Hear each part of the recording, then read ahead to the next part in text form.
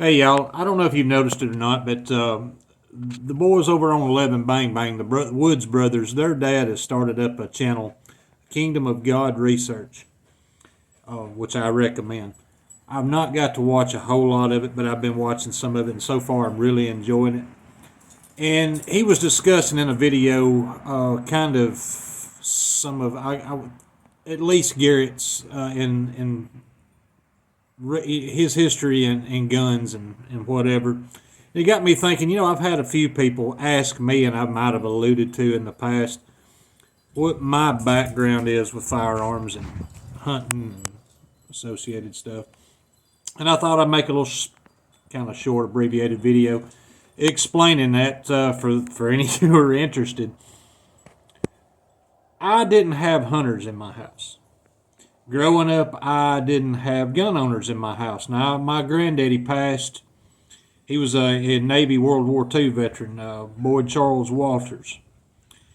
He passed February 25th, 1981, and he was the father figure in my household. That's a long time ago.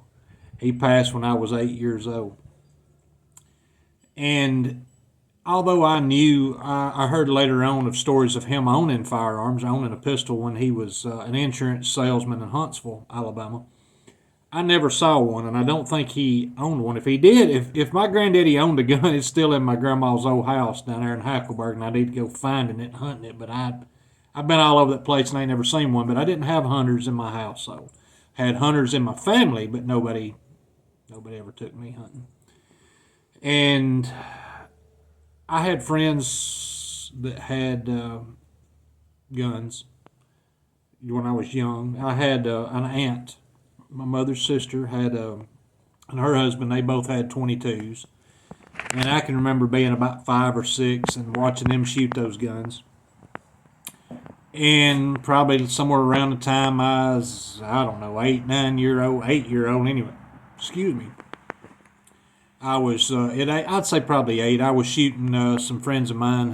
They had guns. One had Donnie had a 410 and maybe something else. I'd spend the night with him when we'd ride his go-kart and I'd shoot his gun.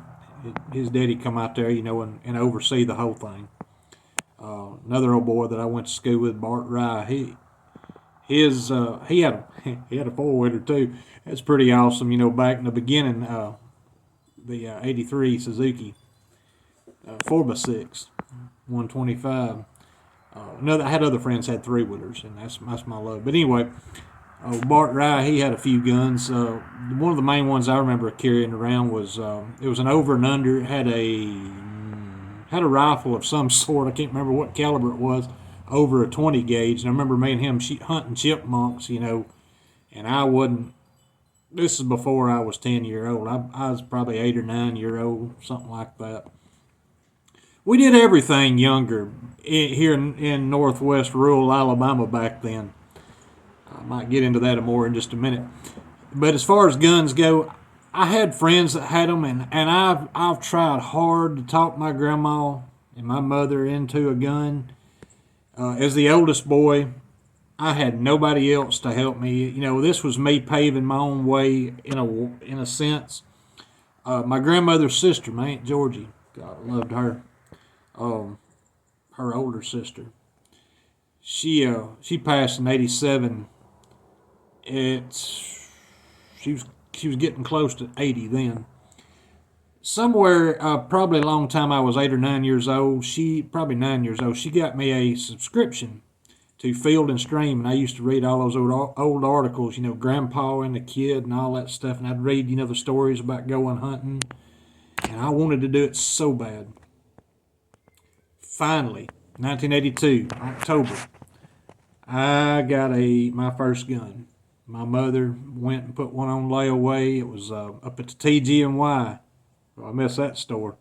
TG&Y got an FIE ERA was what I remember was on the side. The trigger guard, when you pull the trigger guard back, how the gun broke down. It's 12 gauge single shot. And Lord, y'all, if that gun hadn't been, if somebody hadn't took that gun and did something with it against my will back when I was a teenager, I wish I still had that one. If I ever come across that model of gun again, I'm going to grab it. I miss that. The day that I got it, I didn't know the gun was coming. It's my 10th birthday now. I didn't know that the gun was going to come broke down into 3 pieces. It come in this little short box. I unwrapped that short box and realized I had the buttstock and the receiver. I had the forearm, the wood forearm, and I had the barrel. Well, it took me just a couple of minutes, and I figured out how to put the gun together because I didn't know it come apart. And like I said, this is October. So it's already squirrel and rabbit season, I think, at that point. And my mother, I told her I want to shoot it. Got a box of shells here. Don't remember what they are. These bird shot, game shot, probably number 6 shot, be my guess. I said, I want to shoot it. So we put it together. First thing we did, I didn't even eat no cake. Walk outside. And I'm going to kill anything that moves. So we walk across out in this field behind the house, our family's field. We had a lot of property back in. The family had a lot of property back in. And start across it. I didn't see nothing. We're making our way to the woods. My mother's walking along with me. My mother. And we stepped into the woods. I probably didn't walk 10 yards into the woods, and there is a squirrel on a tree that's been blown down, a big tree that's been blown down. I threw that shotgun up to my shoulder, and at this point, I'd never shot a shotgun bigger than a 20 gauge, and it was an over and under kind of heavy, rifle, combo, savage, whatever. That 12 gauge popped me pretty good, but I killed that squirrel. I went down there and picked up that squirrel, and I turned around and looked at my mama. I was so happy. She said, "You got this." She walked back to the house. She said, "Don't shoot yourself." I didn't come back with any shells. I had that box with me. I didn't come back with any shells. And y'all, that's what I did back when I was a kid. It was begging Grandma for a while some Star Wars toys, back during the Empire Strikes Back days and before Return of the Jedi. It might have been about the time Return of the Jedi. I have to go back and look at the years they come out. But all them Star Wars toys at the TGNY. This for Walmart was big. But we'd go in there and I'd want a box of shotgun shells every weekend when we went in there. That was my thing. 10-year-old, 11-year-old. I want a box of shotgun shells, as much as I can get. The other things I alluded to, y'all, we live in rural Alabama, back roads, dirt roads. Before I got my first 3-wheeler, which was somewhere before I was 11 years old, I actually, this is no joke, I had been driving on these old dirt roads, 72 Dodge Dart Swinger, slant 6 in it, mud grips on the back. Now, we on a dirt road here in northwest Alabama. I'd been taught to drive before that, but I was sitting on the dirt roads. I could drive around that Dodge Dart Swinger. By the time that was an 8-year-old. By the time I was 10, this ain't no joke, y'all, I could walk in there, get the keys to this little old 5-speed Datsun pickup we had, and I could ride over at Fincher's Farm Supply, which 1.5 miles as a crow flies, maybe 2 miles.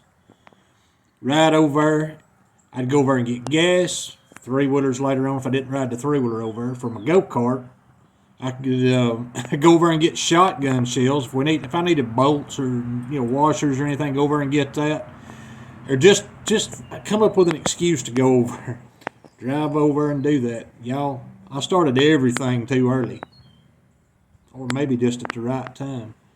Got my first Mustang, 5-liter Mustang at 14 years old. By the time I was 11 or 12, I done had, I'm going to guess, about 6-7 guns, including, well, there was a bunch of them there. There's a 303 British Air and a few other things. 30-06 Savage, had a little button on the side of it, magazine ejected out the side of it, bolt action 30-06.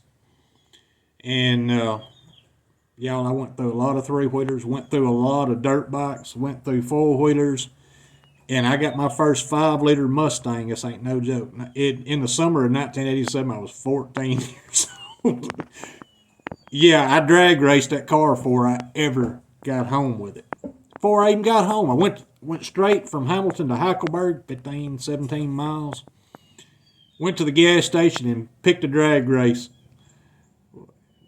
That's just the way we did things. And Lord, I had I had a Camaro and a lot of Mustangs, including several Mustang GTs. I never owned a 4 or 6 cylinder Mustang.